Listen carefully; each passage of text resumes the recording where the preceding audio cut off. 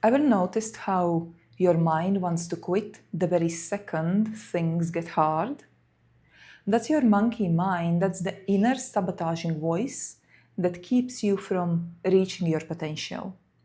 Stay with me, and in this video, we're going to talk about why you should not be letting that happen and instead become the leader of your life, and also the surprising phenomenon that dictates whether we stay stuck or succeed in life. And in the very end of this video, I'm going to share with you simple yet powerful exercise to do that helps you to strengthen self-leadership so you can step into the mastery and create the life that you desire. Hello guys, welcome back to my channel. My name is Oksana, I'm a body therapist and self-mastery mentor, and my life spins around body, mind and human potential, as these are the topics I'm very passionate about. And before we dive into it, I'm going to share with you the story that happened today in my yoga class and that made me to reflect, become aware, and also inspired me to create this video. I'm practicing that can be defined as quite a vigorous style of yoga. And today, halfway through the practice, teacher says to do the headstand and lower down into Bakasana. So that's a transition that requires quite a bit of strength and focus. And even though I have done it many times, today I was like, I can't be bothered. So during the time when everyone was doing that, I was just resting in the child's pose. So the teacher comes to me and says, Oksana, which posture are you gonna do right now? And I just burst out laughing because I didn't want to do any of them. And I'm like, I don't know. So she didn't let me to go into the so-called decision fatigue and said, okay, do Bakasana. And I did against my inner resistance of doing that. And the situation just reminded me the importance of surrounding ourselves with the right people, with the people who help us to reach our potential, who don't let our monkey mind to lead, but teach us to become leaders of our own lives. We all have this monkey mind that wants to quit, sabotage, cut corners, do less, be lazy sometimes. And it's super important not to let that mind, that inner sabotaging voice, to allow to control our life.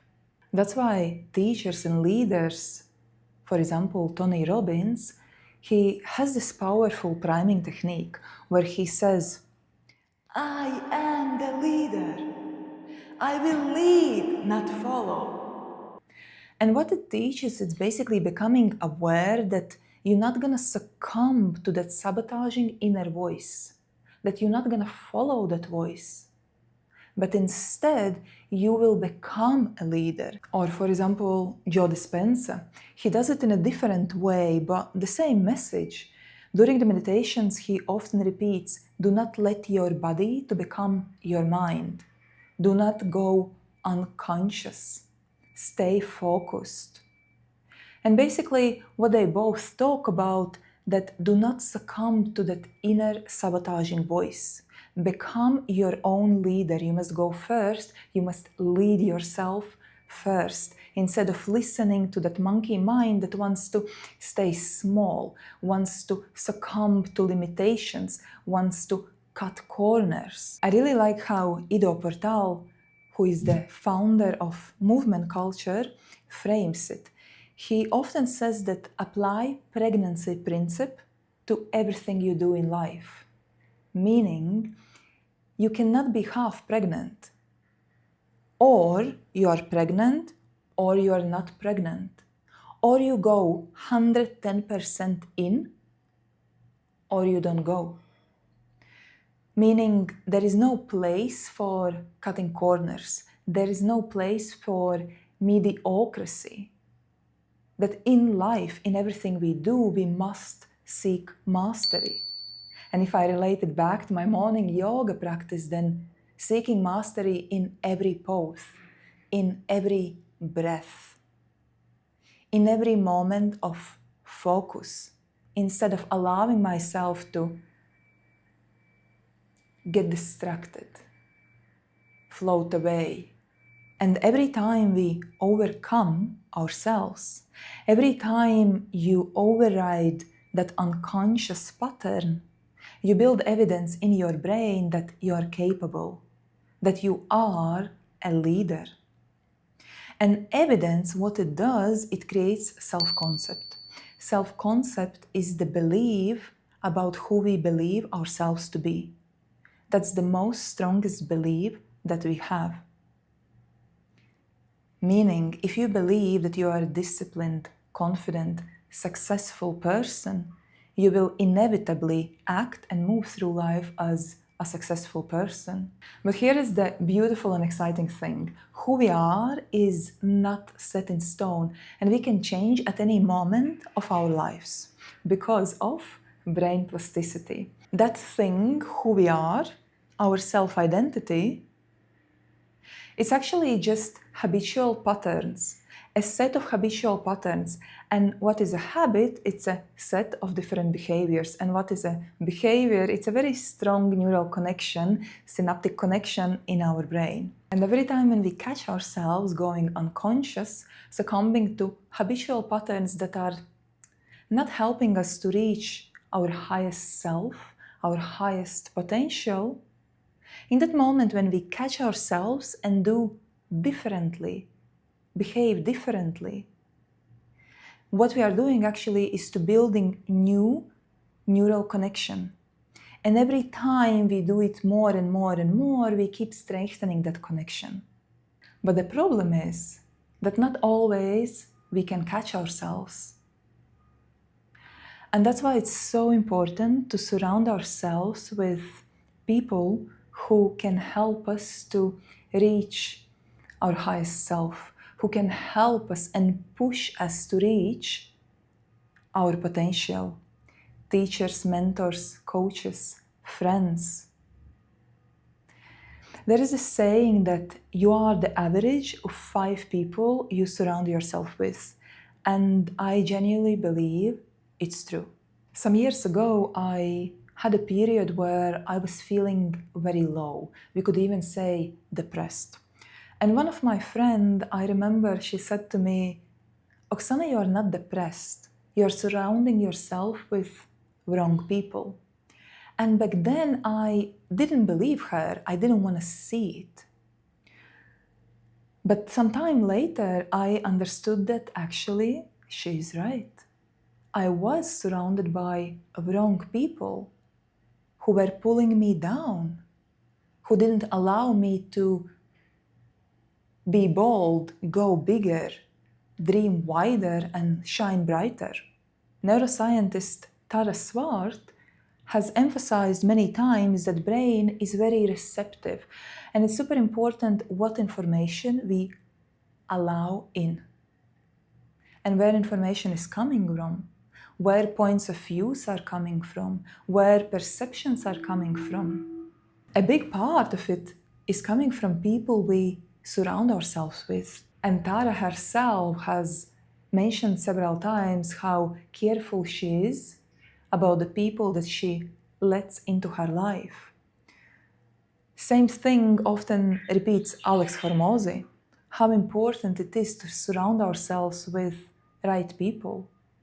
And fortunately or unfortunately, that will dictate how we move forward in life. The beautiful thing nowadays is how everything is so accessible, meaning we can join different communities, we can work with different mentors and coaches independently where we are based in the world.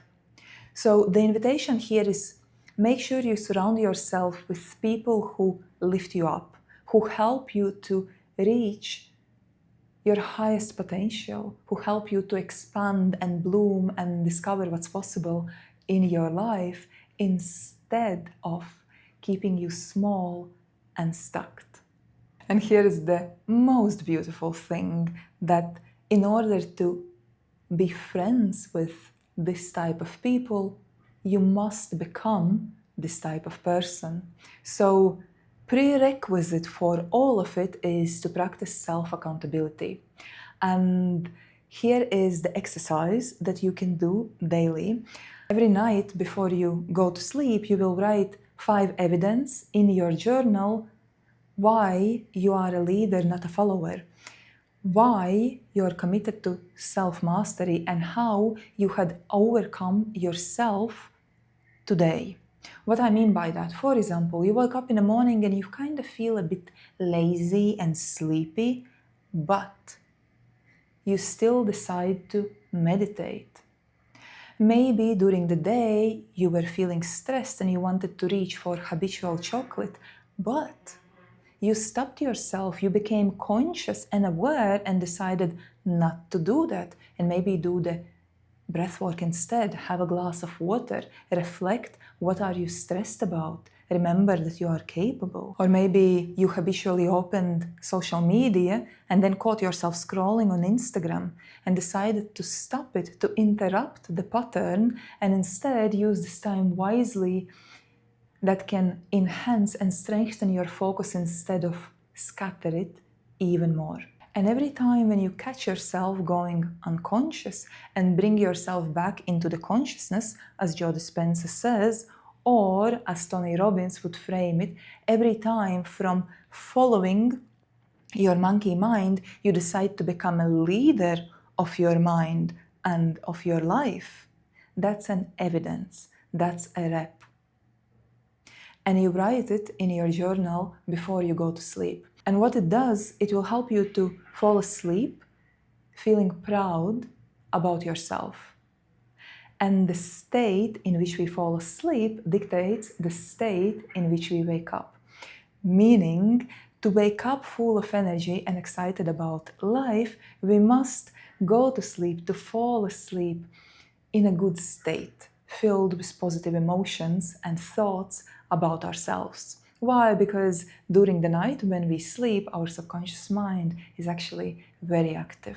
Do it for 5 days and you will notice how much more aware and conscious you are becoming, and also how much faster and easier it is to interrupt these unloving habitual patterns and choose that which actually propels us forward and leads towards the life that we want to live. Don't let your monkey mind to sit in the driver's seat of your life. Be your own leader and become all that you can be. I wish you well.